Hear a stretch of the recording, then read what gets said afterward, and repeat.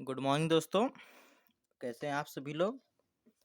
आशा है कि आप सभी लोग अच्छे होंगे। तो आप सभी का हमारे यूट्यूब चैनल पे स्वागत है गब्बर स्टडी पे।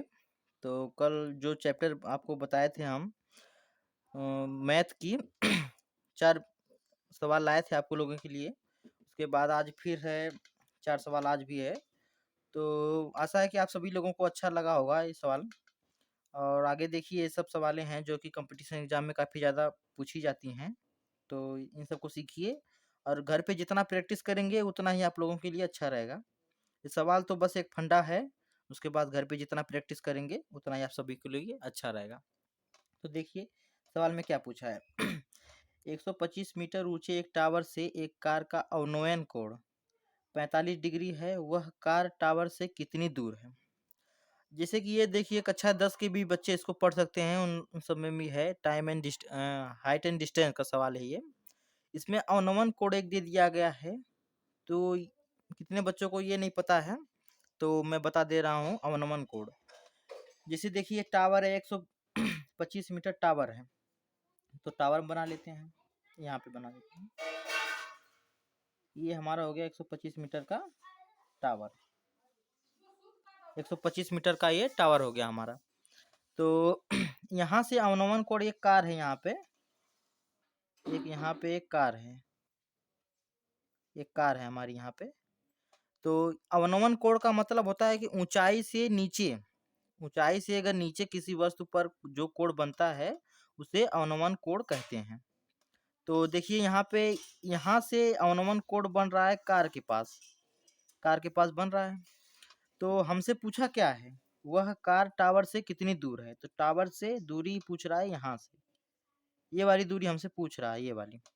तो ये मान लीजिए हमारा एक त्रिभुज के आकार का बन गया। जैसे ये देखिए A B C, A B C एक त्रिभुज बन गया। ये कोण इसमें 90 अंश का है, ये वाला। और ये वाला कोण हमको दिया है कि 45 अंश का है, 45 डिग्री का। तो ये एक भुजा हमको ये दे दिया है और हमको पूछा है ये दूसरी निकालनी है, आधार हमको निकालना है। तो देखिए बच्चों यहाँ पे क्या होता है कि जब ये एक हमको दे दिया है तो इसमें टेन जो है कि टेन का हो मान के लगाते हैं हम। जैसे कि आप पूछा है हमसे कि लंब दे दिया है, आधार हमसे पूछा है, तो टेन का मान क्या होगा आपको हम बताए होंगे। तो टेन का मान होता है, जैसे कि पहले वीडियो में आपको हम बताए हैं टेन, तो इसमें है नहीं, बता दे रहे हैं आपको। टेन 45 अंश का मान, टेन 45 अंश का मान कितना होगा? टेन 45 अंश का मान 1 होगा। तो इसके लिए आप सभी को लिए मैं एक अलग से वीडियो बना दूंगा कि ये मान कैसे याद करें। कुछ लोगों को याद ही नहीं होगा, तो इसके लिए मैं एक शॉर्ट ट्रिक से वीडियो बना दूंगा जो कि आसानी से याद हो जाएगा उन सबको।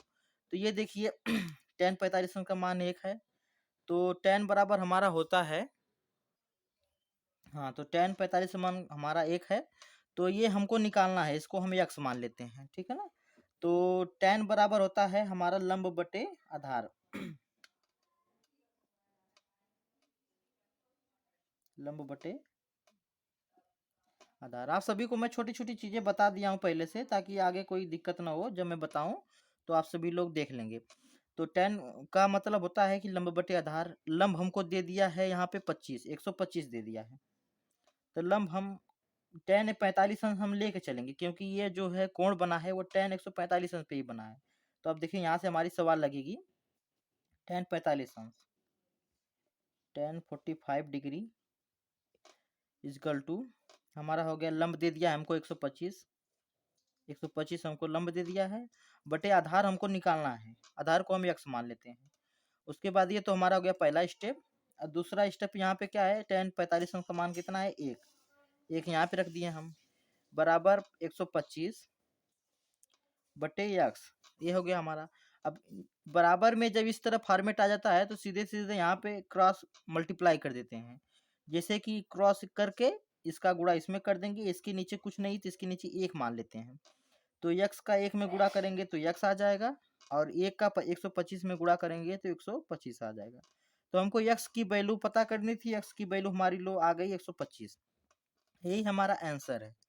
यानी कि कार जो है टावर से 125 मीटर दूरी पर है, 125 मीटर दूरी। तो यही है हमारा आंसर। अब हम चलते हैं अगली सवाल की तरफ। अब देखिए यहाँ पे दूसरी सवाल क्या कहा है कि एक संख्या में से 48 घटाने पर वह एक तिहाई रह जाती है। उस संख्या का 2/3 ज्ञात कीजिए तथा संख्या भी ज्ञात कीजिए। तो दोस्तों इसमें देखिए इस तरह के क्वेश्चन में आप सभी को कक्षा 9 कक्षा 10 में भी इस तरह के क्वेश्चन मिलते हैं। तो इन सब का मैं शॉर्ट ट्रिक बताने जा रहा हूँ एक। देखिए सबसे पहली बात ये है कि ये एक संख्या है, संख्या तुमको पता नहीं तो संख्या सीधे सीधे हम मान लेते हैं x, माना संख्या x हमारा, माना संख्या बराबर हमारा x है। तो इसे प्रोसेस में हम बैठाते चलते जाएंगे, सवाल अपने आप लगती चली जाएगी, बस हमको बैठाना है इसमें।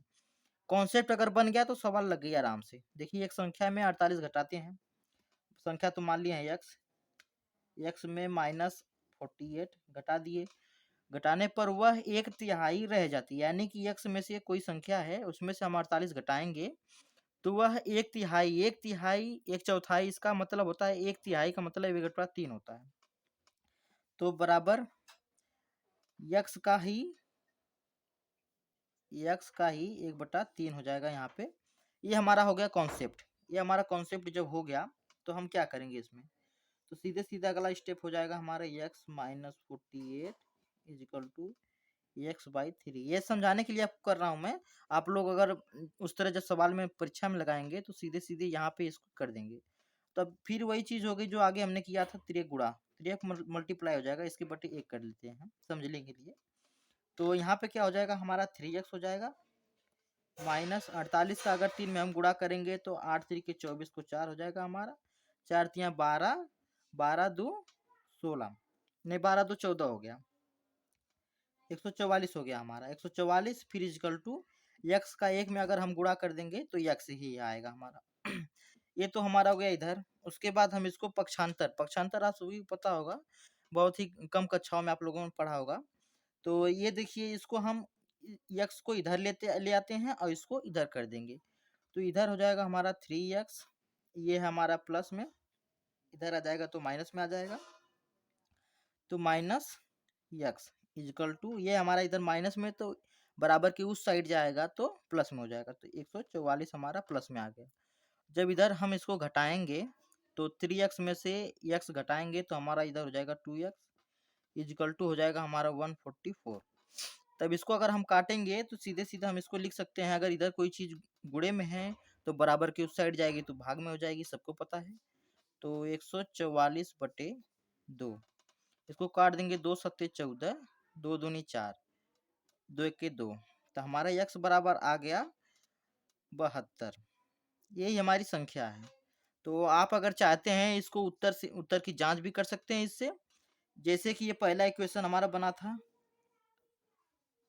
इसमें अगर 72 रख के अगर देख लेंगे तो सेम यही प्रोसेस आ जाएगा।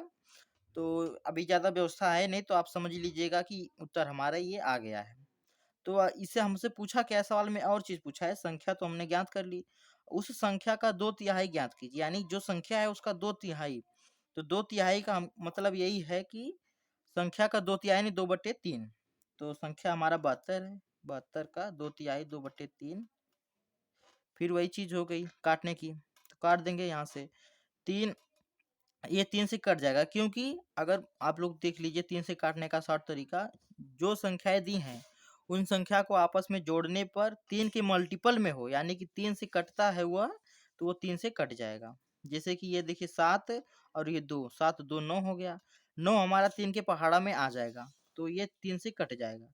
तो 3 दूना 6 हो गया, 3 दूना 6 और 3 चौको 12, 3 चौको 12, अब फिर यहाँ पे हो गया इसका 2 में मल्टीप्लाई कर देंगे 24 का, तो यहाँ 48, 48 हमारा ये आंसर हो गया। पहला आंसर ये है और दूसरा आंसर ये है। आप लोगों को समझ में आ गया होगा। फिर हम अगले सवाल के लिए चलते हैं। ये देखिए अगला सवाल, 3 संख्याओं में से दूसरी संख्या पहली की 2 गुनी है तथा तीसरी की 3 गुनी है। यदि तीनों संख्याओं का औसत 44 है तो पहली संख्या और तीसरी संख्या का अंतर। ये देखिए बहुत ही इंपॉर्टेंट सवाल है। इस तरह के सवाल रेलवे परीक्षा में ग्रुप डी में पूछता है, और भी जितने भी वनडे एग्जाम होता है सब में यही सवाल पूछे जाते हैं, इसी तरह के सवाल पूछे जाते हैं। तो आप लोग बहुत ही ध्यान से इसको देखिएगा, बहुत ही मज़ेदार सवाल है ये।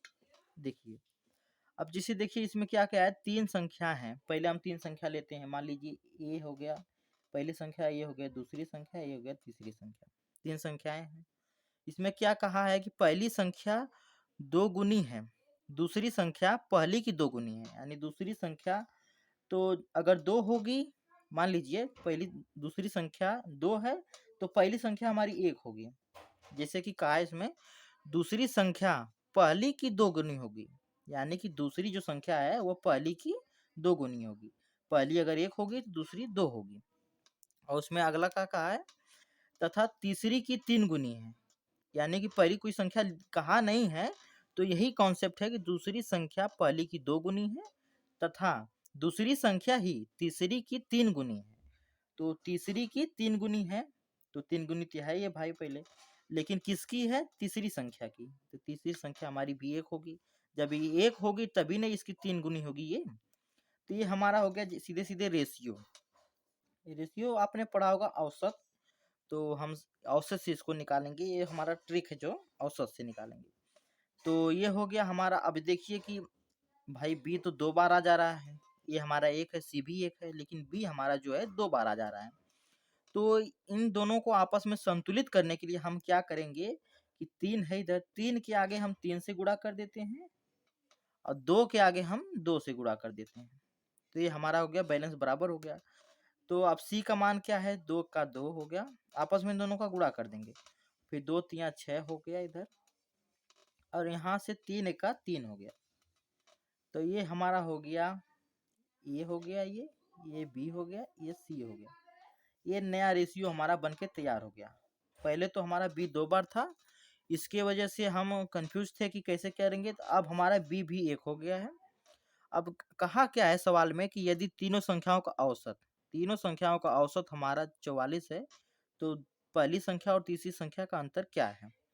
तो तीनों संख्या औसत आप लोगों को हमने बताया कि औसत का मतलब यह है कि तीनों संख्याओं का योग प्लस जितनी संख्याएं हैं उससे हम भाग दे देंगे, तो वही हमारा औसत आ जाएगा।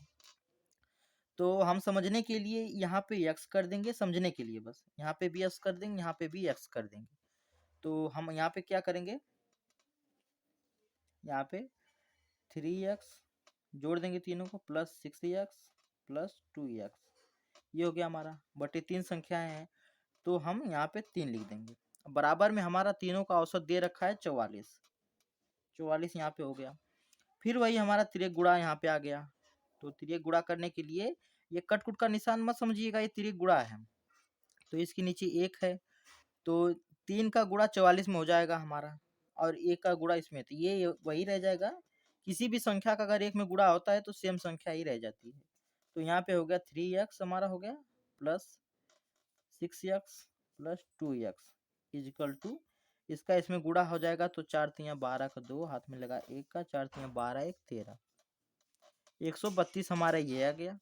इन सबको आपस में हम जोड़ लेंगे, जोड़ेंगे तो कितना आएगा, 6 3 9 9 2 11, 11x इजिकल टू हो गया हमारा 132।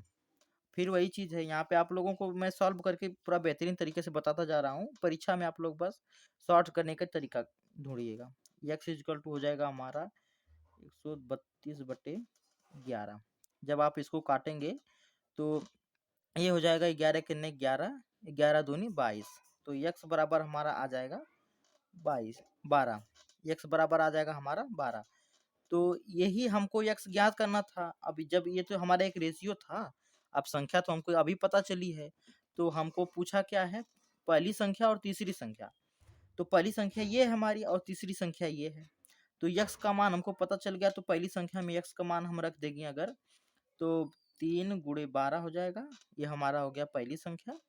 और दूसरी संख्या हो गया हमारा 2 गुणे 12, ये हो गया हमारा दूसरी संख्या। तो 12 तियाएं 36 हो जाएगा ये, और 12 दूनी 24 हो जाएगा ये हमारा 24। और दोनों का अंतर हमसे पूछा है, तो इसको हम घटा देंगे। तो 6 में से 4 जाएगा 2 बचेगा, और 3 में से 2 जाएगा 1 बचेगा, यानी कि हमारा दोनों संख्याओं का अंतर भी 12 आ रहा है। यही हमारा आंसर है। तो आप सभी लोगों को अच्छी तरह से समझ में आ गया होगा। ये देखिए सबसे शॉर्ट तरीका है बताने में, आप लोगों को लंबा हुआ है, जब आप लोग करना सीख जाएंगे तो सीधे सीधे क्या करेंगे कि इन सब का रेशियो को फटाक से ना चेंज कर लेंगे इस तरह, उसके बाद इन सबको आपस में जोड़ देंगे। ये जो 3 आप नीचे लिख रहे हैं, ये 3 यहाँ लिखने की जरूरत नहीं है, डायरेक्ट आप इसमें जो दिया औसत दिया है उसमें ही मल्टीप्लाई करके तुरंत जितना आएगा इसको इसमें जोड़कर तुरंत उसमें भाग दे देंगे, तुरंत मान निकल जाएगा। ये तो बताने के लिए आप लोगों को इतना लंबा हो रहा है, बाकी इतना लंबा होगा नहीं। तो अगला सवाल देखिएगा आपको। देखिए ये बहुत ही इंपॉर्टेंट सवाल है, परसेंटेज का सवाल है। तो परसेंटेज के लिए मैं आप लोगों को अलग से वीडियो बना दूंगा जिसमें बहुत ही खतरनाक खतरनाक सवाल डालूंगा। तो आप लोग पहले देख लीजिए इसको, इस सवाल को, ये भी बहुत खतरनाक है। तो 2 क्रमित बट्टों 20 तथा 10 के एक समतुल्य बट्टा क्या होगा? यानी कि किसी भी दुकानदार के पास जाएंगे आप तो बोलेंगे कि 2 क्रमित बट्टे हैं, 2 छूट हमको चाहिए, 20% की और 10% की, एक ही सामान पे 2 छूट चाहिए। तो दुकानदार तो भाई घबरा जाएगा कि कैसे एक ही चीज पे 2 छूट, 2 बार छूट देंगे हम। तो उसी को निकालने के लिए हमने एक फार्मूला निकाला है जिसका नाम है रामबाण। अब जैसे देखिए फार्मूला क्या है, x plus Y minus X into Y बटे 100। ये जो हमारा फार्मूला है, आप अगर कंपटीशन की तैयारी कर रहे हैं तो इस फार्मूले को रट लें। इसको रटने के बाद बट्टे का जो सवाल है, इस तरह का जो सवाल है, एक भी बाएं नहीं जाएगा, आप परीक्षा में 100% स्कोर करके आएंगे। तो आप लोगों को मैं बता दे रहा हूँ, जैसे देखिए ये x है, ये भी y है, तो यहाँ पे बट्टा दे दिया है तो सीधे सीधे समझ लीजिए कि माइनस हो रहा है। तो यहाँ पे माइनस लिख देंगे, बट्टे का मतलब ही माइनस है, तो -20। अब प्लस है ये, अब उसके बाद -10, उसके बाद ये माइनस तो पहले से ही है, उसके बाद -20 गुणे -10 बटे 100। ये जो माइनस प्लस का गुणा भाग है, अगर ये आप लोगों को नहीं समझ में आता है तो इसकी भी वीडियो मैं अलग से बना दूंगा। तो ये देखिए ये माइनस तो पहले से ही है 20, फिर ये जो माइनस कोष्टक के बाहर जब निकलेगा तो इसको भी माइनस कर देगा। माइनस एक ऐसी चीज है ना कि कितना भी प्लस रहे वो माइनस के साथ अगर जुड़ गई तो माइनस ही होना है उसको। अगर आप कर्ज ले लेते हैं तो जब तक उसको पूरी वापस नहीं कर देंगे तब तक वो माइनस में ही जाता रहेगा। इसीलिए माइनस एक ऐसी खतरनाक चीज है कि हर चीज को ही माइनस कर देती है। तो माइनस अगर किसी भी प्लस माइनस है तो हर जगह माइनस ही होगा। तो -10 इधर हो गया, फिर माइनस ये भी माइनस रहेगा। अगर माइनस का गुणा अगर हो गया माइनस माइनस में तो भाई वो तो प्लस हो जाएगा। तो माइनस का अगर गुणा कर देंगे तो हम 2 1 2 हो गया, प्लस 2 0 इधर हो गया बटे 100। 2 शून्य से 2 शून्य हम काट देंगे। उसके बाद ये हो गया आपका, क्या हो गया, -20 और -10, ये हो गया आपका -30, माइनस का 30 हो गया। अब फिर ये जो माइनस है, माइनस ये 2 तो बचा है, माइनस यहाँ पे है, -2 हो गया। तो भाई जब माइनस माइनस होंगे तो जुड़ेंगे, तो जुड़ेंगे लेकिन माइनस का ही चिन्ह लगेगा, माइनस का ही चिन्ह लगेगा इसमें। तो ये हमारा हो गया, यहाँ पे माइनस जुड़ जाएंगे, यहाँ पे नहीं ये जुड़ेंगे लेकिन प्लस का चिन्ह लगेगा इन दोनों में, ये जुड़ जाएंगे आपस में। तो माइनस ही हमारा रहेगा यहाँ पे, तो ये जुड़ जाएंगे तो हमारा 32 हो जाएगा यहाँ पे, -32, -32 यही हमारा आंसर है। यानी कि 2 समतुल्य बट्टे ही हमारा -32 हो जाएगा यहाँ पे। तो आज के लिए बस इतना ही। तो आगे आप लोगों को मैं बताऊंगा कुछ शॉर्ट ट्रिक, जो कि वर्गमूल बताया था कल आप लोगों के लिए, तो उसकी मैं अलग वीडियो बनाऊंगा।